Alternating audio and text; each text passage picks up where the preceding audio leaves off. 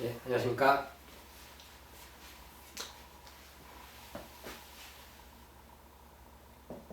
경금 일간에 신금이라는 겁재가 오면 겁재라는 입시는 일반적으로 정제를 상극하니 흉신이라고 얘기하지만 오히려 길하게 작용하는 경우도 매우 많아서 겁재라는 입신에 대하여 미리 한 번 더 짚고 넘어가면, 겁재라고 하는 것은 이 겁자가 겁이라고 하는 것은 갈 것자와 힘력자가 만난 건데, 가다,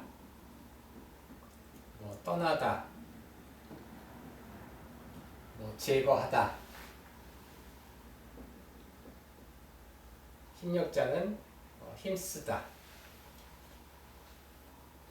이것을 묶어서 의미를 생각을 해보면 힘내서 힘으로 제거하다의 의미도 되지만, 힘쓰러 가다, 즉 일하러 가다,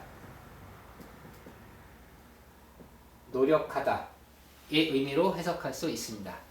즉 겁재는 노력하다, 일하러 간다, 부지런하다, 근면하다의 의미여서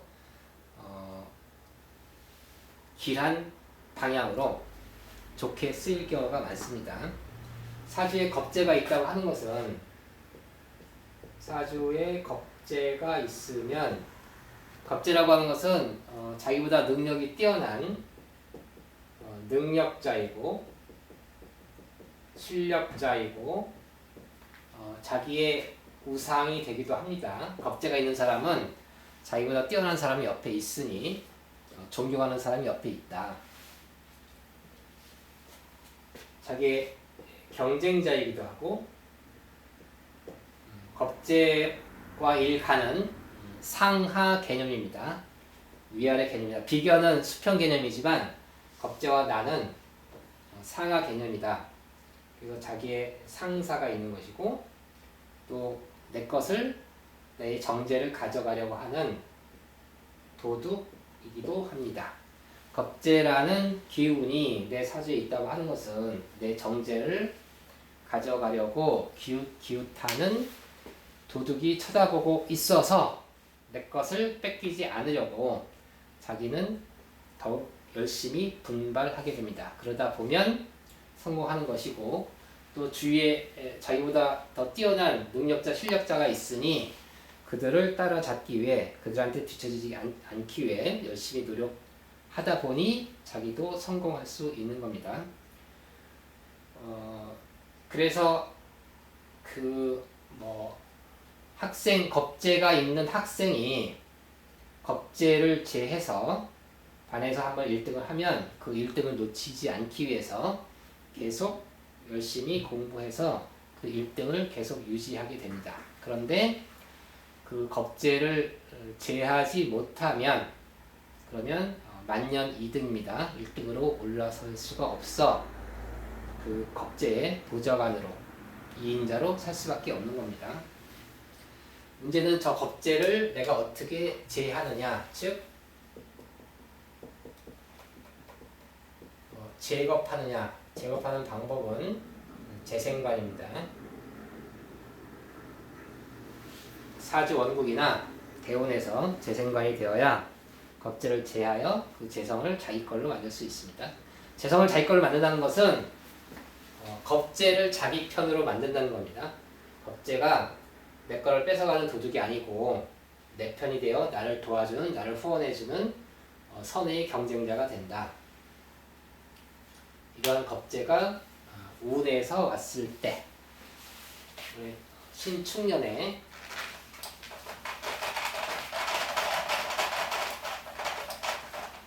운에서 오면 내가 신왕관왕한데 일간이 그렇게 쇠약하지도 않고, 또 관왕한데 신금이라는 겁재가 오면 겁재를 제해서 그러면 제겁해서 자기의 재성을 지키니 자기의 영역 확대가 됩니다. 영역이 확대된다. 더 많은 소득이 있다.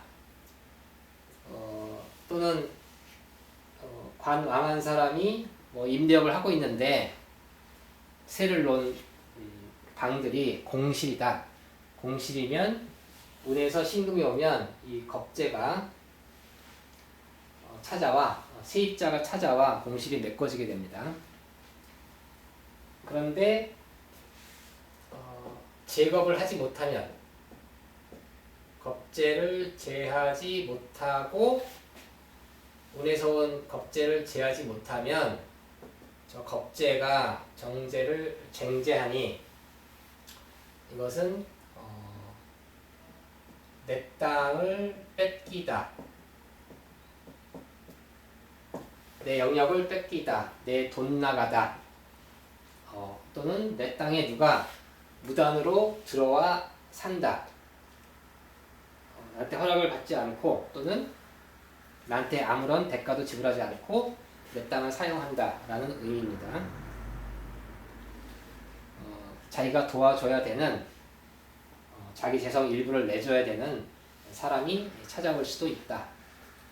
그리고 그런데 만약에 관살이 너무 태왕하면 관살이 너무 태왕해서 겁재를 완전히 아웃시켜 버리면 그 얘기는 경쟁자가 없어진 겁니다. 경쟁자가 없어지면 자기도 분발하지 않으니 이거는 실패입니다. 실패한다. 영역을 확대한 것은 승리고 내 땅을 뺏긴 것도 패고 경쟁자를 아예 없앤 것도 실패가 됩니다. 자기가 열심히 노력하는 그 분발심이 없어진 것이다. 그리고 겁재가 찾아와서 그러니까 겁재가 찾아왔는데 인성이 적당히 인성과 겁재와의 관계가 인성이 겁재를 생각하고 겁재가 식상을 생각하고 그것이 식상생재하고 이렇게 잘 이어지면 그것은 자격이 득이 되지만 만약 인성이 쇠한데 쇠한 인성에 왕한 겁재가 와서 인설되면 인성이 설비되는 경우에는 겁재를 통제하지 못해서 관살이 없어서 겁재를 통제하지 못해서 쇠한 인성을 설기해가 버리면 이것은 문서를 도둑맞다. 문서, 자기의 특허, 자기의 노하우, 자기의 지식을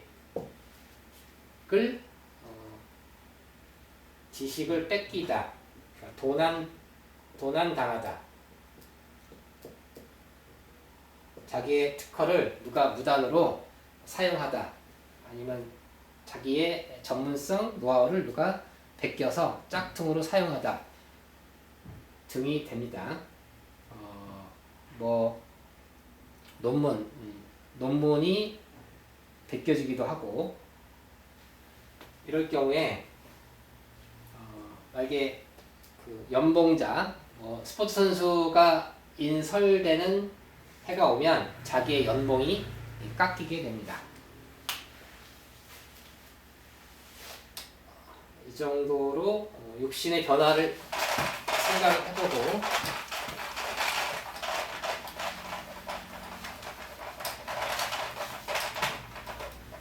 일간이 신금인데 신금이라는 비견이 올 경우에 비견은 수평적인 개념으로 일단 자기 친구가 찾아온 것이니까 이것은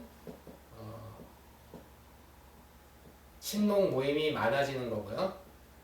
그리고 단체에 가입하는 것이고 그리고 자기가 생한 식상을 좋아하는 비견이 나타나는 것이고 이성 친구가 생기기도 하고 결혼하기도 하고 비견해 결혼 많이 합니다. 자기의 친구가 생겼다. 자기의 짝이 생겼다. 그런데 일단 신금 비견이 왔을 때 첫째 운의 흐름은 계수라는 식신을 생해서 자기의 식신을 생해서 경제 활동을 돕습니다. 경제 활동을 돕는다. 그런데 신금이 너무 왕하고, 그러니까 비견이 너무 왕한데 이 쇠한 편재 을목을 금금목해버릴 경우에는 비견이 와서 적당히 식신을 생하면 이득인데, 너무 자기가 비견이 원래 왕하고 원래 비겁이 왕한데 또 비견이 와서 사주에 쇠한 편재를 상극을 해버리면, 그러면은 기토라는 편인이 살아버려서 이 편인이 식신 계수를 도식하게 됩니다. 이것은 비견이라는 내 친구, 나를 돕는다고 찾아와서, 나를 도울 것처럼 찾아와서 결국은 내 것을 뺏어가기 때문에 이때 비견은 사기꾼입니다.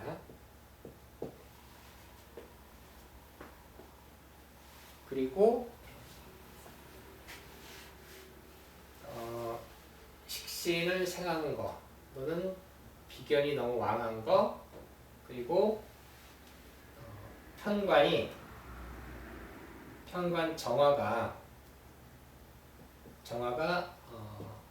일간을 위협하고 있는데, 비견 신금이 오면 이것은 편관의 어려움, 위협을 해결해주는 해결사가 나타난 겁니다. 정화가 나를 괴롭히는데 비견이 와서 대신 편관의 어려움을 비견이 해결해주는 해결사가 나타난 좋은 해입니다.